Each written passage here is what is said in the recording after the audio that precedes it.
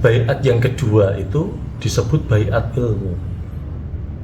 Baiat ilmu ada juga yang menyebutnya sebagai tawajuh. Tawajuh itu artinya meluruskan. Jadi wajah murid dan wajah guru ini bertemu lurus. Nah, di sini baiatnya berarti janjinya adalah janji menjadi keluarga, karena pada dasarnya di dalam ilmu tarekat itu guru dan murid itu menjadi satu keluarga. Baiatnya baiat ilmu, sehingga di situ nggak ada wirid-wiridnya, nggak ada khizib. Nah, ini ciri khas ilmu hakikat. Jadi adanya kemurnian. Tambahan-tambahan yang lain nggak ada, murni. Jadi kalau tambahan-tambahan yang lain itu nanti bersifat khizib dan sebagainya. Dan memang si murid seringkali tidak diberitahu. Kebanyakan mereka hanya terima dan ikut. Kalau baiat ilmu itu nanti yang timbul adalah ilmu tasawuf. Jadi ketika di baiat ilmu itu berarti dia mulailah belajar tentang ilmu tasawuf, mulai belajar ilmu rasa dan ilmu jiwa, di mana kedua ilmu inilah yang nanti digunakan untuk mempelajari tahapan hakikat yang berikutnya. Misalnya apa?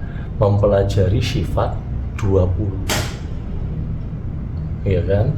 Allah itu adanya seperti apa? Bagaimana cara kita mendeteksi atau bersaksi bahwa itu Allah itu ada? Itu menggunakan ilmu rasa, dirasakan kehadirannya itu.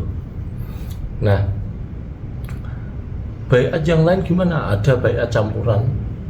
Maka di dalam Thariqah itu biasanya adanya pasangan Thariqah Qadiriyah Naksabandiyah, di mana ilmu hakikatnya itu ada di Naksabandiyahnya.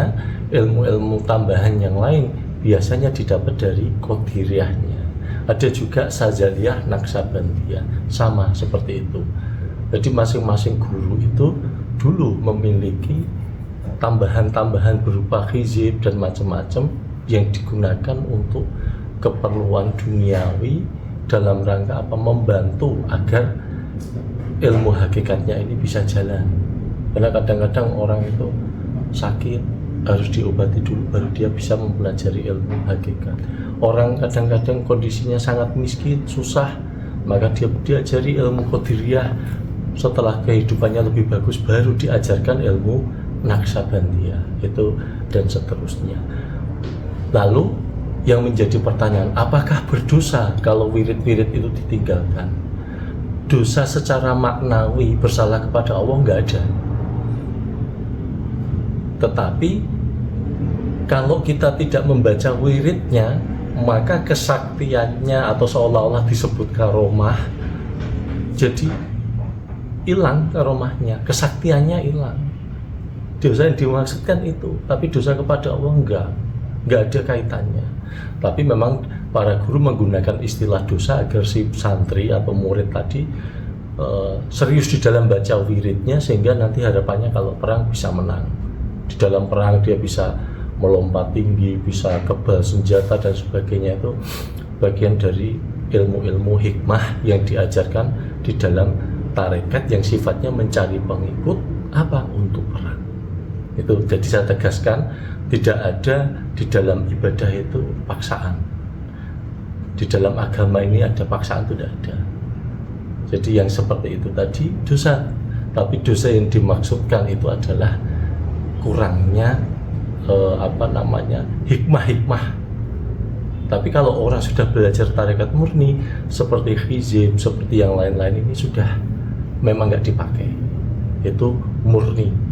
Nah, pelajarannya dari tarekat Naksabandiyah itu bisa dipahami.